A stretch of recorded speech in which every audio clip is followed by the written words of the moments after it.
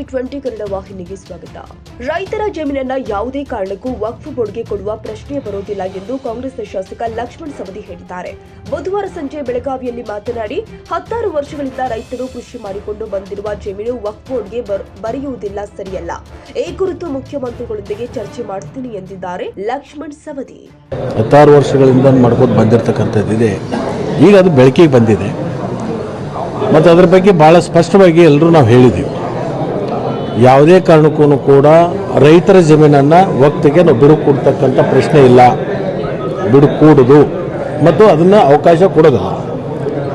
ಮತ್ತು ಮುಖ್ಯಮಂತ್ರಿಗಳು ಕೂಡ ಅದರ ಬಗ್ಗೆ ಸ್ಪಷ್ಟವಾಗಿ ಹೇಳಿದ್ದಾರೆ. ಖಾತಾ ಉತ್ತಾರದಲ್ಲಿ ಏನಾದರೂ ಹೆಸರು ಸೇರ್ಪಡೆ ಆಗಿದ್ದರೆ ಅದನ್ನು ತೆಗೆದು ಹಾಕ್ತೀವಿ, ನೋಟಿಸ್ ಕೊಟ್ಟರೆ ಅದನ್ನು ವಿಡ್ರಾ ಮಾಡ್ತೀವಿ, ಅದಕ್ಕೆ ಯಾವುದೇ ಥರದ ಬಾಧಕ ಇಲ್ಲ ಅಂತಕ್ಕಂಥ ಮಾತನ್ನು ಕೂಡ ಹೇಳಿದ್ದಾರೆ. ಇನ್ನೊಂದು ಚರ್ಚೆ ನಡೀತದೆ. ಕೆಲವೊಂದು ದಿವಸ ಜೀವಂತವಾಗಿ ಇರ್ತಿರ್ತಾವೆ ಚರ್ಚೆಗಳು, ಕೆಲವೊಂದು ಸಂದರ್ಭಗಳನ್ನು ನೋಡ್ಕೊಂಡು ಚರ್ಚೆ ಮಾಡ್ತಿರ್ತಾರೆ. ಕನ್ನಡಿಗರ ಮೆಚ್ಚಿನ ನಿಮ್ಮ ಟಿವಿ 20 ಕನ್ನಡ ವಾಹಿನಿ ಇದೀಗ ಟಿವಿಯಲ್ಲಿ ಲಭ್ಯ. ಕರ್ನಾಟಕ ಮತ್ತು ದೇಶ ವಿದೇಶದ 360 ಡಿಗ್ರಿ ಸುದ್ದಿ ವಿವರವನ್ನ ಪಡೆಯುವುದಕ್ಕೆ ಟಿವಿ 20 ವಾಹಿನಿಯನ್ನು ಲೈಕ್ ಮಾಡಿ, ವಿಡಿಯೋಗಳನ್ನು ಶೇರ್ ಮಾಡಿ, ಕಮೆಂಟ್ ಮಾಡಿ, ಸಬ್ಸ್ಕ್ರೈಬ್ ಮಾಡಿ.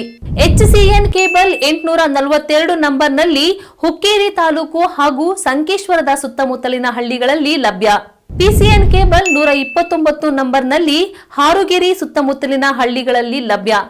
ರಾಯಬಾಗ್ ಡಿಜಿಟಲ್ ಚಾನೆಲ್ ಕೇಬಲ್ 80ನೇ ನಂಬರ್ನಲ್ಲಿ ರಾಯಬಾಗ ತಾಲೂಕಿನ ಸುತ್ತಮುತ್ತಲಿನ ಹಳ್ಳಿಗಳಲ್ಲಿ ಲಭ್ಯ. UDCN ಕೇಬಲ್ ನೆಟ್ವರ್ಕ್ ಉಗಾರ ಸುತ್ತಮುತ್ತಲಿನ ಹಳ್ಳಿಗಳಲ್ಲಿ ನಿಮ್ಮ ಟಿವಿ 20 ಕನ್ನಡ ವಾಹಿನಿಯೂ ಲಭ್ಯ.